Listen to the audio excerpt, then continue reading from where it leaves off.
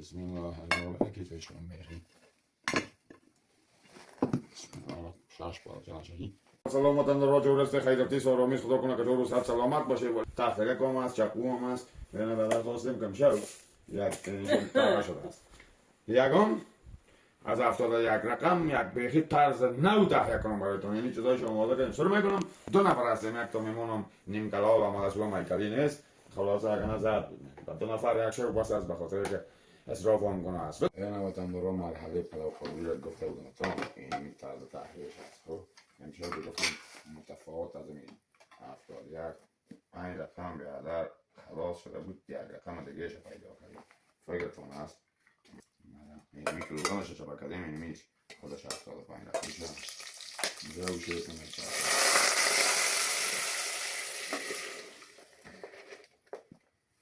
دست نسو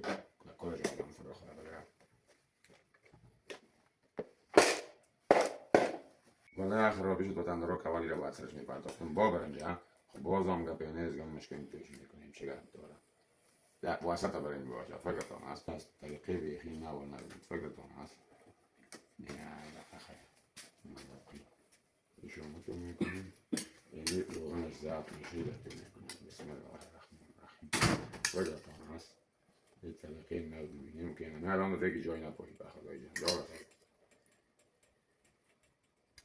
جمعیت شاید که فهمد جنجال ها و درگان شیخان خونه شهیدان ارزان شد امو رقم شد اگر نوطن دارایی هم که هست از 71 رقم بالایش بود بسم الله الرحمن فکرتان شد که قلوبانش هم کنسل کردیم در رو که از 2028 دو سال بود دادگاه مردم یاد نگره ولی شکر بسم الله الرحمن الرحیم که قلم هم پخته کن پرتمشان بسم الله الرحمن كيف شلون بيخي بسم الله شاش بالا جناشی شورا شده است حالا شده است چی شده است ماشین ساختی نجیب کوهستانی ساخته اینجا نه روی دیگهش بار دیگه دیگه بار چسبیده است